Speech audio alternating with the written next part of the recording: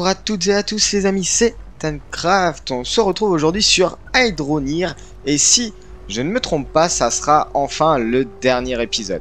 Et alors regardez un petit peu, ça y est. La fois dernière on s'était lâché sur le système d'aimant qui ne fonctionnait pas superbement. Et ça y est, il fonctionne à nouveau. Je vais vous montrer ça tout de suite. Et vous voyez donc là j'ai considérablement agrandi la mine, la forge. Vous voyez un petit peu la longueur que ça a. Donc on a beaucoup de machines T2, donc ça c'est vachement superbe. Et regardez un petit peu le système d'aimant. Donc là on a les modes de terre qui montent. Elles sont attirées, hop, 1 sur 2 en horizontal et 1 sur 2 en vertical. Et vous voyez en fait les modes de terre remontent carrément tout en haut à cet endroit là où je suis venu mettre un petit tapis qui permet de remonter. Et regardez, les modes de terre tombent dessus et tombent directement sur le tapis central, sur lequel je suis venu placer un central hook, c'est-à-dire qui permet de recentrer les modes de terre au milieu. Et vous allez voir, c'est juste incroyable. On a beaucoup de minerais de tout genre. Alors, pour continuer la petite découverte, le petit récap, vous allez voir, c'est incroyable ce que j'ai essayé de monter hors vidéo. C'était vraiment très complexe, mais on y est arrivé et ça c'est franchement super intéressant. Je vais mettre le casque et je vais vous montrer ce qu'il s'est passé. Bon, alors dans un premier temps j'ai établi une chaîne de réparation des filtres. Donc ça, bon bah ça on l'a déjà fait 2 fois dans les 2 précédentes mines. Du coup ça la réparation automatique c'est fait. Par contre ce que j'ai fait de manière supplémentaire, c'est un système qui nous permet de faire fondre des lingots automatiques. Alors je vous explique, j'ai mis cette chaîne de production sur le cloutium parce que c'est très intéressant d'avoir des cloutium, des lingots de cloutium pour pouvoir faire finalement les machines T2.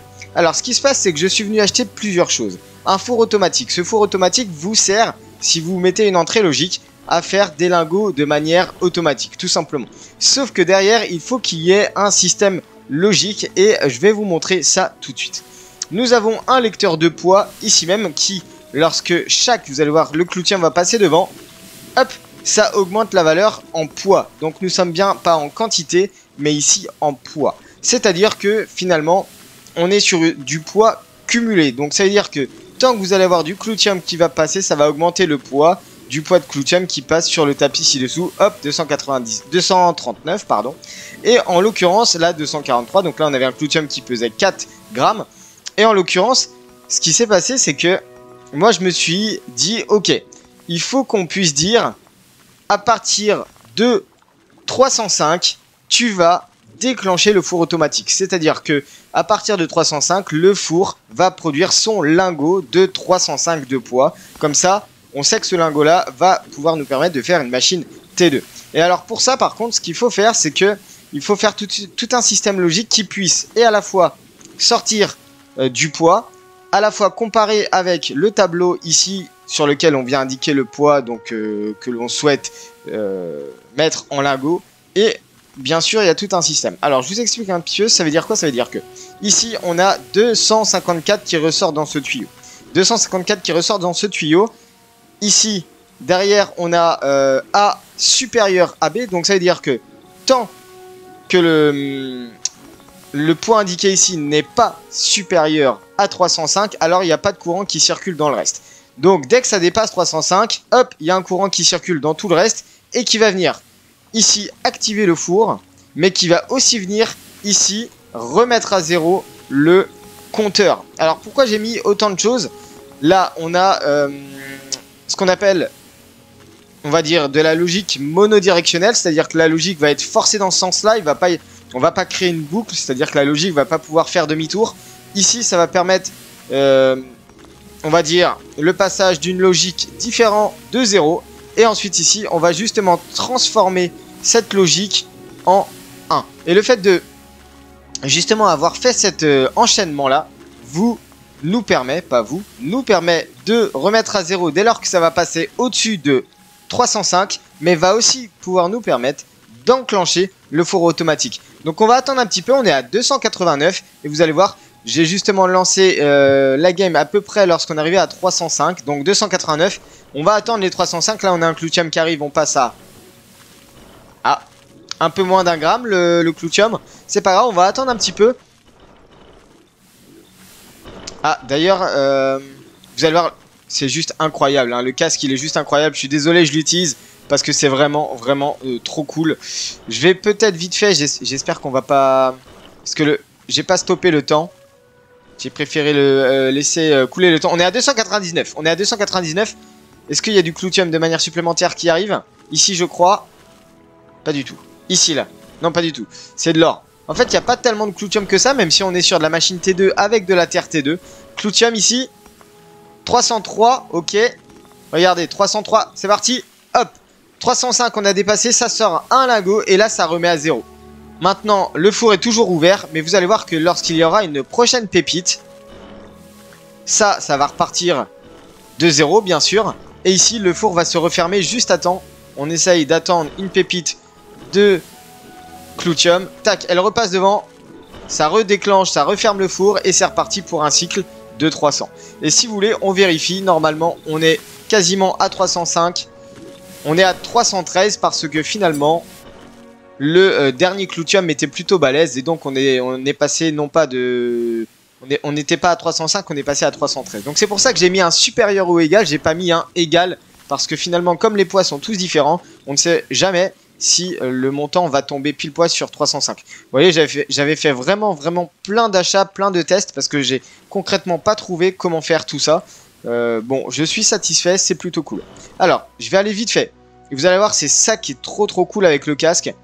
Vous pouvez voyager à une vitesse incroyable. Vous n'avez plus besoin de prendre de la voiture. Bon, je suis d'accord. C'est un peu du cheat. C'est un peu normal. C'est normal que ça soit réservé au mode créatif.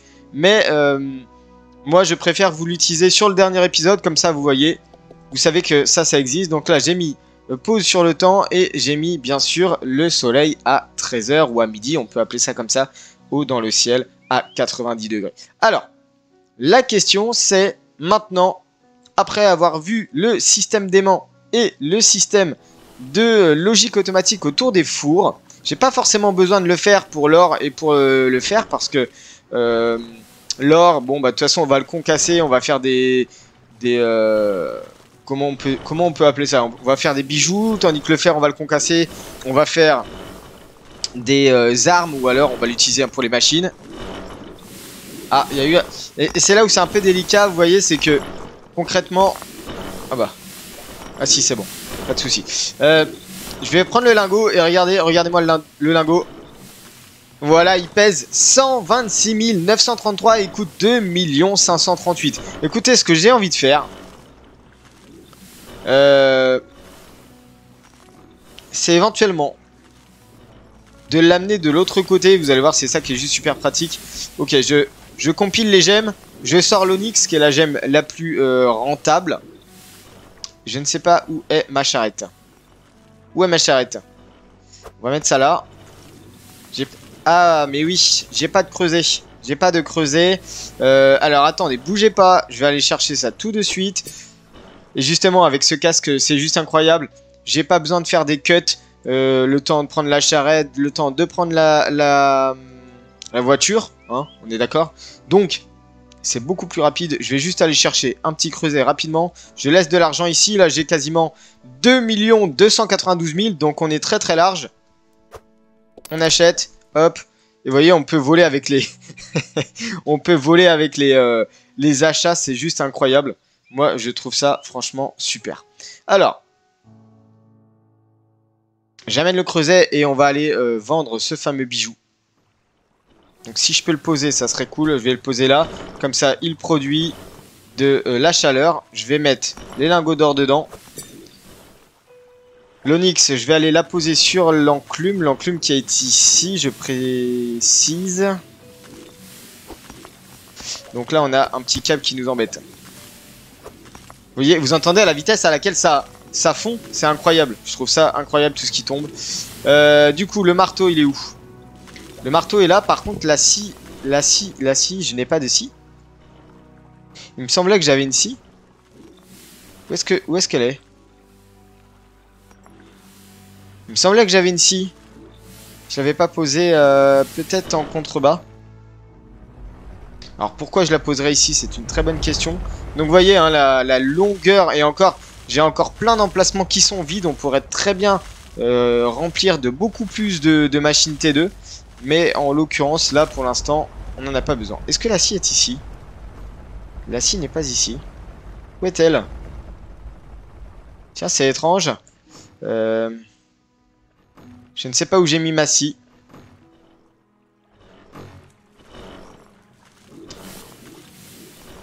Non, je ne sais pas. Bon, on va aller en chercher une rapidement.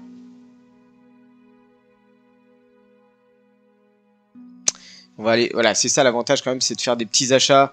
Bon, vous me direz, je pourrais très bien aller avec la charrette ou le chariot, mais enfin bon.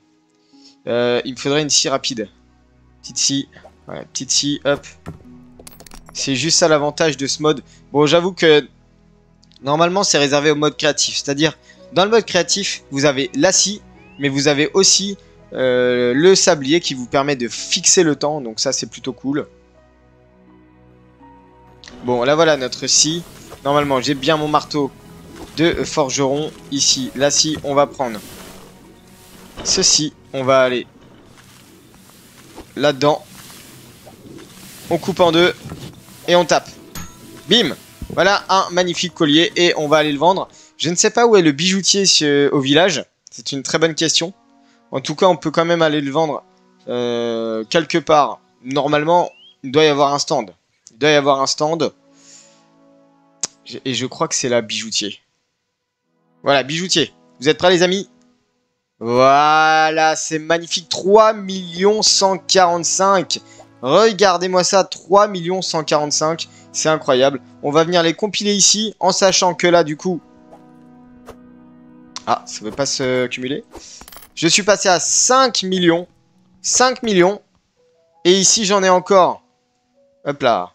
J'en ai encore 1 200 000. Donc là, vous voyez, on est très très large. Je suis à quasiment 6 600 000. Bon, autant vous dire que ça fait le taf. Bon. Et ben voilà. Donc on a dépassé allègrement le million par bijou, hein, tout simplement. Il n'y a vraiment pas besoin de faire plus. Il n'y a vraiment pas besoin de faire plus. Maintenant, ce qui peut être intéressant, voilà, c'est d'automatiser la chaîne du Cloutium afin de savoir...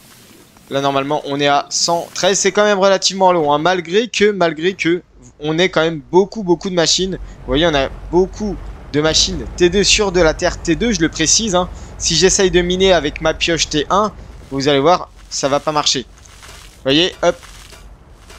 Hop, ça marche pas. Donc voilà, on est obligé... c'est bien de la terre T2. Mais concrètement, il n'y a pas tant de Cloutium que ça. Donc je suis un peu déçu, mais bon, c'est comme ça, le jeu est comme ça. Donc... concrètement, alors je voulais vous montrer jusqu'où allait quand même ma mine souterraine. Vous voyez, on descend, c'est quand même pas mal. Ça pourrait être bien plus grand. Et si on remonte, j'ai fait un tout petit trou ici. Vous voyez, on est à peu près... On a un gros rectangle comme ça à peu près en termes de profondeur de mine.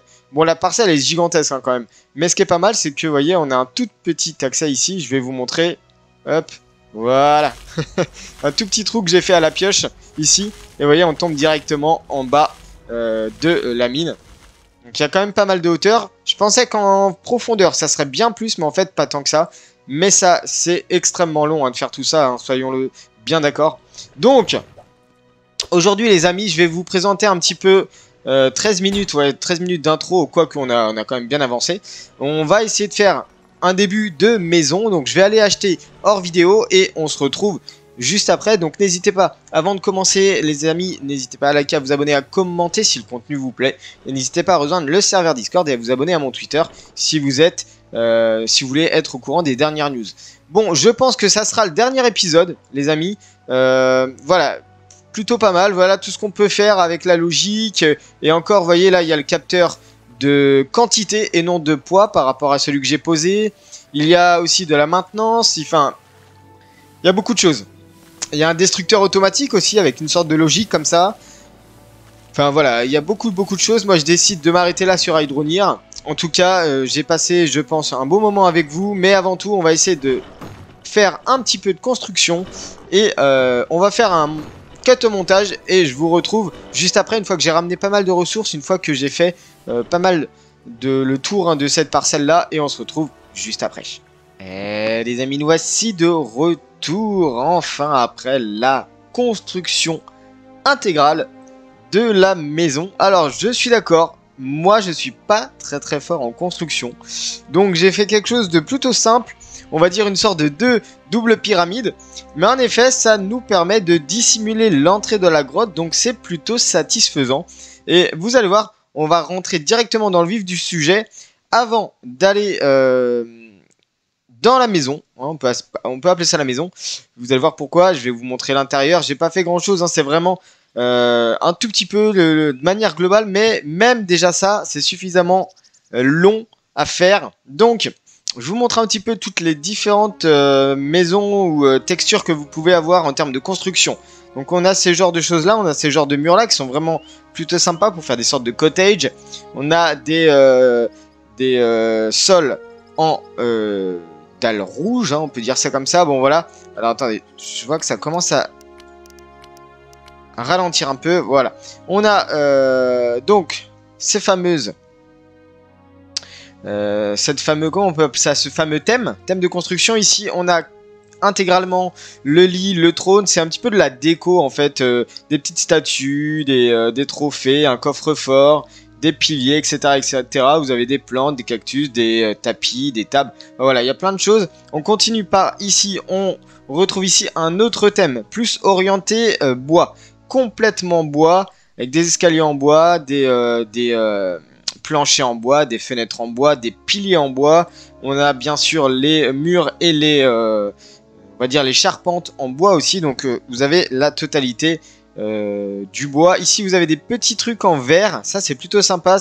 On pourrait essayer de faire une sorte de petits comment on peut ça, de petites combles avec des petites fenêtres comme ça, elles sont vraiment plutôt sympas je trouve. Bon, on retrouve de la tôle, la moitié de la tôle. Alors ça on pourrait l'utiliser, je vois bien, pour faire un garage à voiture par exemple. Vous prenez ça avec alors les murs en bois c'est pas terrible pour faire une sorte de garage, mais ouais, ça, la tôle ça marcherait bien, vous voyez. Petite tôle pour faire le toit, c'est plutôt sympa je trouve. Sinon, qu'est-ce qu'on a d'autre comme thème de construction? Eh bien tout simplement on a le thème pierre.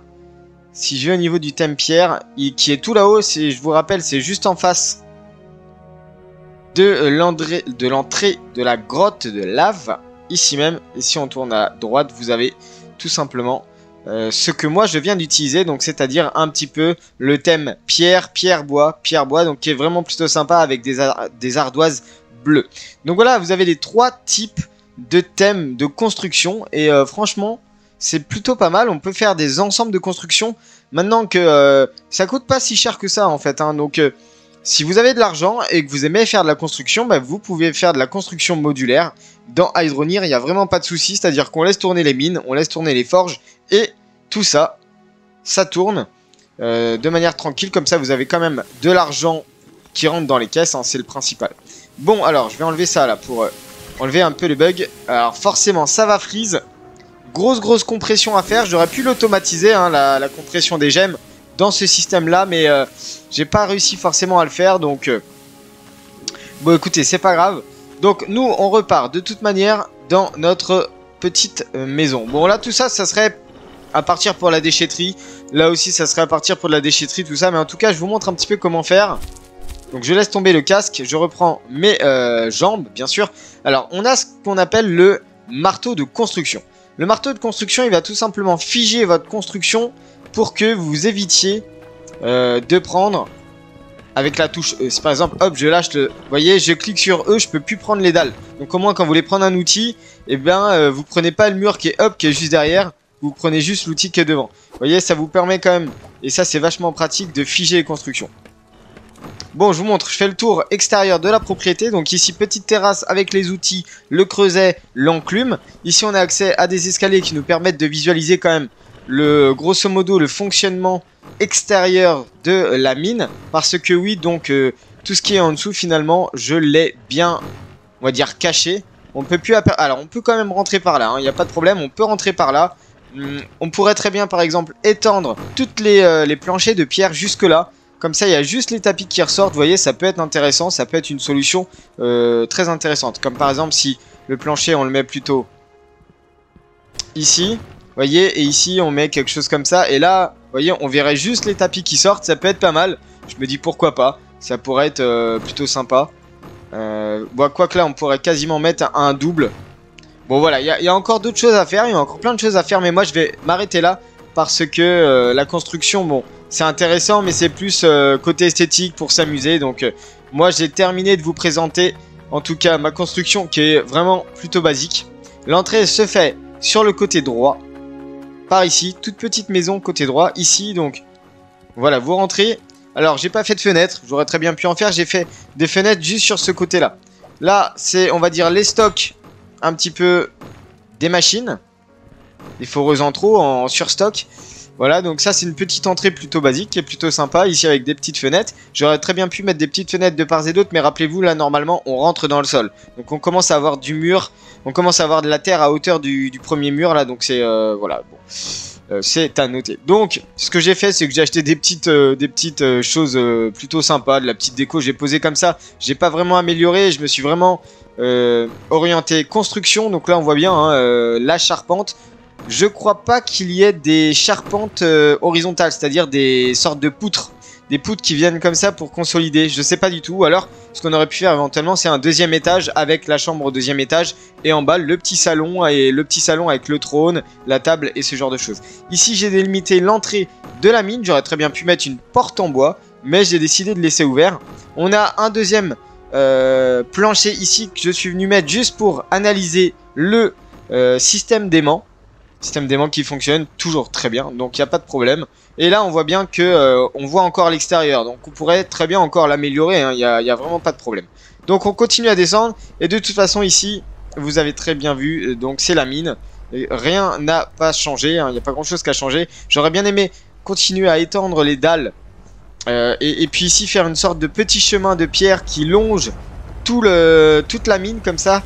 Voici on n'est pas obligé de... Vous voyez, on n'est pas obligé de marcher sur les tuyaux, on marcherait carrément sur le plancher de pierre. Je me dis pourquoi pas, c'est plutôt sympa.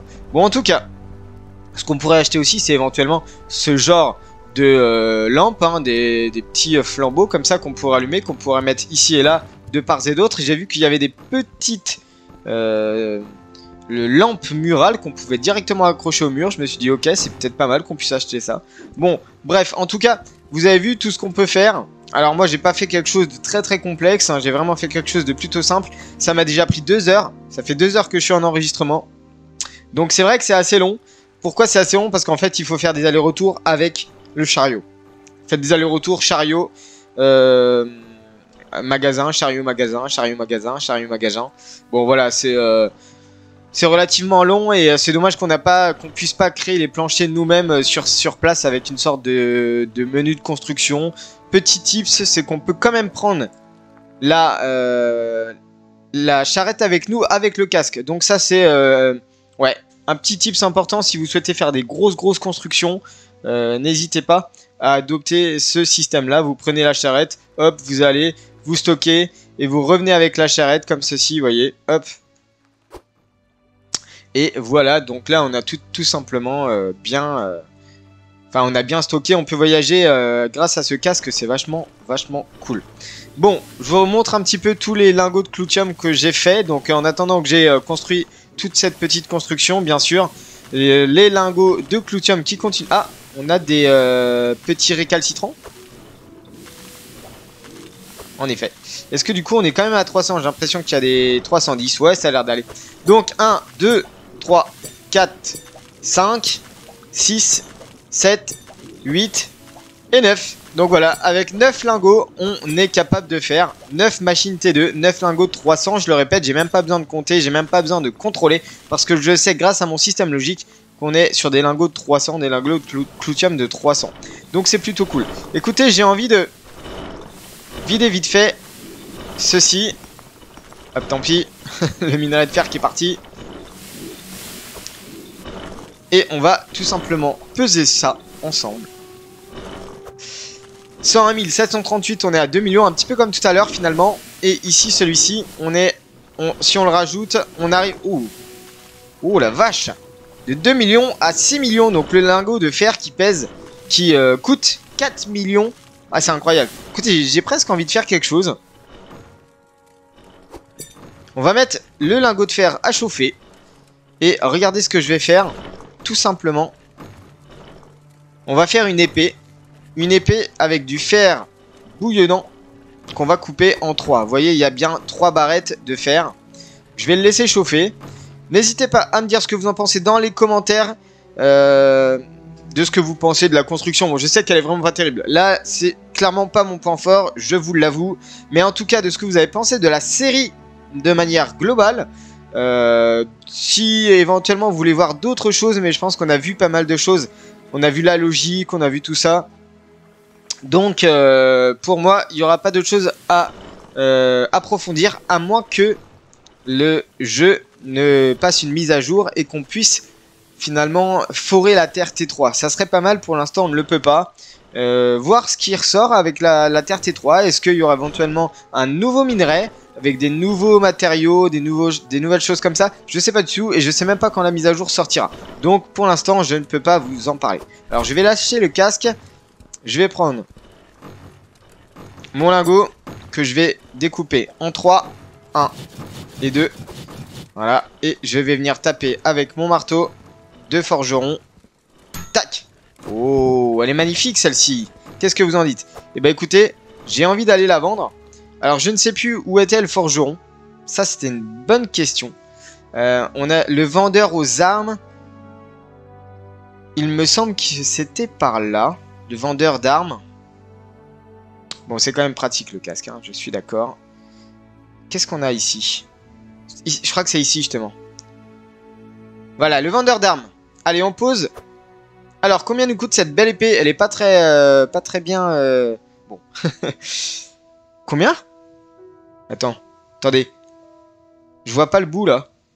Est-ce que c'est en... Ah, que 609 000. Ah non, attendez, 6 millions. Ah non, 6 millions. J'ai bugué, là. 6 millions l'épée. Eh bah, écoutez, elle est fantastique. Là-dessus... Je pense qu'on peut dire qu'il y a de quoi faire avec 6 millions. D'ailleurs, même avec 2 millions, hein, vous avez beau essayer de vider les stocks, c'est compliqué. Hein. Même avec 1 million, pour vider les stocks, il faut quand même y aller. Il n'y a franchement pas beaucoup de choses qui sont chères, à part. Ce qui est cher, ça va être le lit de luxe. Encore même pas. Qu'est-ce qui était cher quand j'ai acheté ici? Le trône. Le trône coûte 14 500. Le coffre-fort, non, même pas. Finalement, il n'y a que le trône qui est cher. Et ce qui est sinon hyper cher, bah, c'est bien sûr la bombe nucléaire. 26 000 de bombe nucléaire. Après, la bombe nucléaire sert quand même à creuser. Moi, j'ai pas beaucoup utilisé. J'ai plutôt utilisé le radeau. Donc, c'est pour ça que ça m'a mis du temps à faire cette mine souterraine. Mais si vous voulez creuser de manière très rapide, eh bien, n'hésitez pas à utiliser les bombes nucléaires. 26 000, vous achetez 10 bombes nucléaires, ça vous fait déjà 260 000. Donc, ça peut aller assez vite si vous achetez avec des bombes nucléaires. Donc là, voilà. 5 millions ici. Je vais poser par terre, je vais concaténer tout ça. Tac. Et voilà, donc là, on est bien à 11 535 000. Bon, écoutez, je ne sais qu'en faire. Je pourrais faire plein de coffres. Faire une salle des coffres, en fait. On est dans un... Ouais, je pourrais faire une salle des coffres. Vous pourrez faire des salles de coffres si vous souhaitez y jouer. Moi, en tout cas, je pense que la série va s'arrêter là. Je suis très content de vous avoir montré cette série-là. Et on va basculer très rapidement sur Raft. Captain of Industry, j'ai pas l'impression que ça marche beaucoup. Je vais peut-être avancer un peu en gameplay, je vous montrerai un peu ce que ça donne plus tard. Pour l'instant, on va s'orienter sur Raft, les amis. En tout cas, j'espère que vous avez apprécié la série. Si c'est le cas, n'hésitez pas à liker, à mettre le pouce bleu s'il vous plaît, à mettre des commentaires. Ça m'aide énormément pour le référencement. Nouvelle série Raft, comme je l'ai dit. Sinon, on continue City Skylines en parallèle. En tout cas, les amis, je suis content de vous avoir proposé ce jeu. Moi, ça m'a plu aussi. Maintenant, je reviendrai dessus si éventuellement il y a des mises à jour futures. Allez, je vous souhaite une très bonne journée. Prenez bien soin de vous et je vous dis ciao et à bientôt sur une toute nouvelle série qui est celle de Raft. Allez, à plus.